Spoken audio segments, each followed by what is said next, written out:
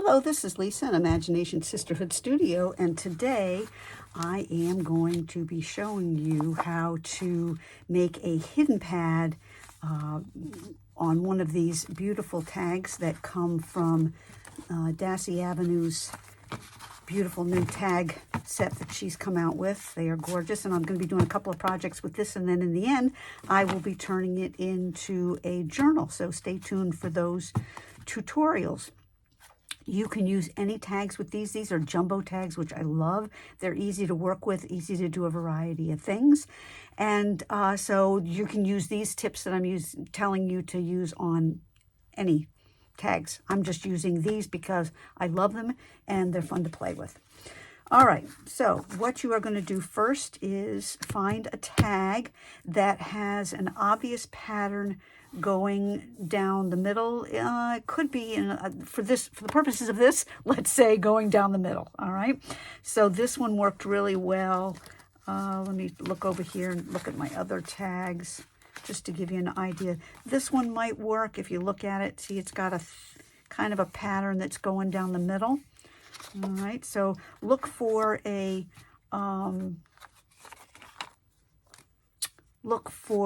large tag, a large print that has some kind of pattern going down the center. All right, and you need 2 copies of that. The next thing you're going to do, I've done all the work, so hopefully this will be a very short video. The next thing you're going to do is cut around that piece. Okay. So that's what I've done here, and then I am going to cut all the way up through the top, and that is going to give me a tab that will create the flap of my hidden pad, and we're going to save all this because this is yummy, trimmy stuff. So we're going to hold on to that because I might need it. Alrighty, the next thing you're going to do is take your duplicate of this, and this is going to be where our pad is going to go, and you are going to cut a slit right along the top here, and when you cut it in there, you won't see the slice because it's already on the edge of the picture. Okay, so I've done that. I've also inked it because we want to kind of hide the fact that we've made a slit in there. The next thing I'm going to do is ink around the edges, which I thought I had done, but I didn't. So let's go ahead and ink this a little bit. I don't want it too heavily inked because I really don't want to see that much differentiation between this piece and the background. But I do like to cover the, the paper edges that are on the inside. Okay, the other thing that I have done is I did a little stenciling on the back, and I also added these little pieces behind these so that when you flip it up,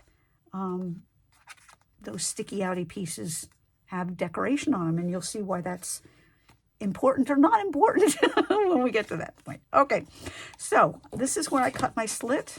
Right here, where this picture is, I'm now going to fold this piece at the same place. So I'm going to just give it a nice, crisp, clean fold. You can use a scoring board if you want. I don't do all that well with scoring boards, so I tend to do it this way. All right, and now I don't know if you can see, but I have a little white edge there. I don't want any white edge because I don't want to be able to tell that this is a separate piece. And the next thing is I am going to cut just a little angle piece off of here and a little angle piece off of here, and that way it'll just insert better. Okay. Oops, I can see my photo right there, and I don't want to see the edge where I cut it. Alrighty, we are now ready to go on to our pad. I have created I like a really torn, tattery looking pad. And because in a tag journal, you don't have a lot of, the way I'm going to construct this, I don't have a lot of ability to create a whole lot of ephemera inside that gives me depths. So I took this is really cheapy thin paper that I used to make my pad. You can do whatever you want. That's just what I did. All right. And you need to make your strips of paper smaller, so if you flip it over, smaller than this little strip. So we need to be able to see on both sides of it. If a little bit hangs over, I'll just trim that off. That looks like that's going to be a little wide right there. So I'm just going to trim that little piece off. Okay. So it's definitely thinner. It'll all hide underneath my flap, which is what I want. I'm noticing I've got one piece of paper that's significantly wider than the other, and I think that's going to cause me a problem. So I'm just going to take a moment to, all right. So now I have 1, 2, 3, 4 sheets of paper. And I'm going to take a little cover piece. I looked all over for a little piece that had the photo themed, but I couldn't find it. And that's going to be my cover. It's not the right size. It doesn't make any difference. And I'm going to fold that over. Now here you could use a staple if you want to. I don't want the bulk of a staple.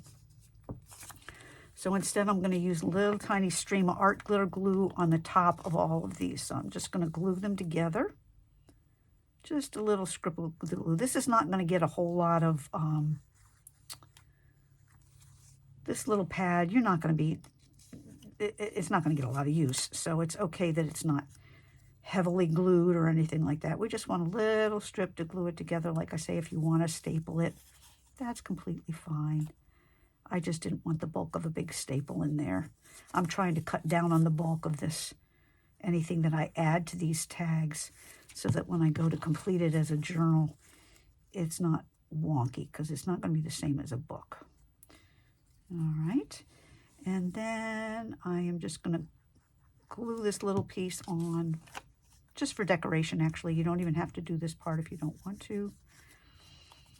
And I'm going to put that just a little bit back here.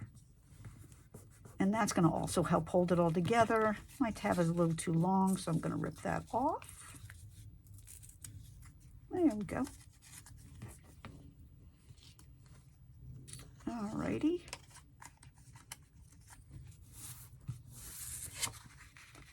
And now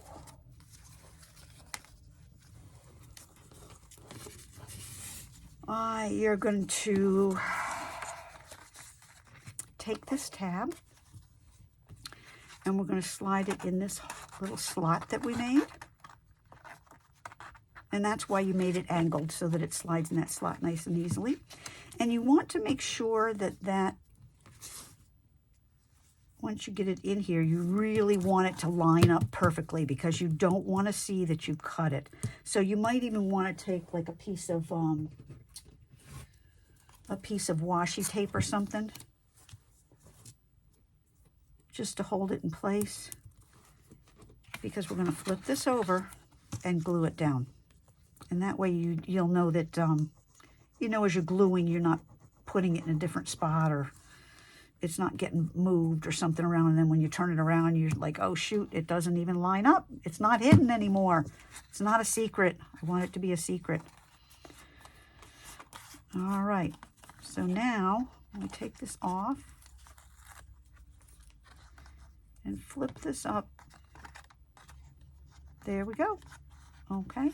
And I am actually going to back fold this a little bit, and I want that to have a little creasy stuff in there. There we go. All right. So now we have our secret cover in place. We're going to flip this up. Now I could put the pad here, but if I put the pad here, then you lose this fun thing. And I just didn't want to lose any of that. And that's why I put the little decorative pieces on my little corners, because we're actually going to stick this pad on this flap. All right. And again, just a little line of glue, just to hold. My art glitter glue is deciding to be cloggy. No. Rescue my glue hole here with a pin. There we go. All right. Little line of glue to hold my pad in place.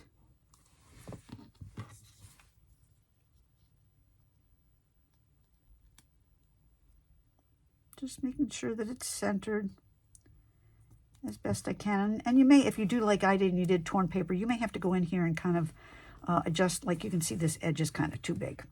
And the last thing I'm going to do, and you don't have to do this, I just like all the things perfectly covered. I'm just going to put a little piece on top of here to kind of finish that off. And that's why I said don't throw these bits away, because these bits are pretty. They will make a pretty cover. And so I'm going to take, I like this little lacy bit. I am going to do a little fussy cutting here so that it actually looks like lace, because we're going to see that part on my pad. It'll be hanging down a little bit, I think, if I put it on that direction. Don't know yet. It's always exciting to see which way it goes. And I love the little grommet there, so I want to make sure I get that. Oh, I'm going to have to move it over this way, I think. And I think I want that grommet in the corner. So I think I'm going to make this a little shorter, and in that case, I'm going to tear it instead of cutting it, because this ended up being a little longer than I wanted. I kind of wish this piece wasn't cardstock, because it's a little thicker than I want it. Let's see if it'll split. Sometimes you can get these cardstock pieces to split. And if I can, that's what I'm going to do. Yep, there we go. That'll take a little of the thickness off of it. Perfect. Ta-da! I just keep saying it. I just want to avoid it being really chunky. All right, and I definitely want the little grommet on there. I'm going to have to cut around my little picture here. All right, so let's cut a piece off. See how much of this we can get away with. Cut this off. A little bit of inky dinky do.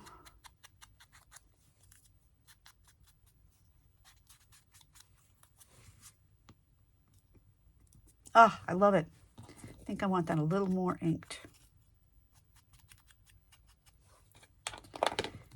And we're going to put some glue on this.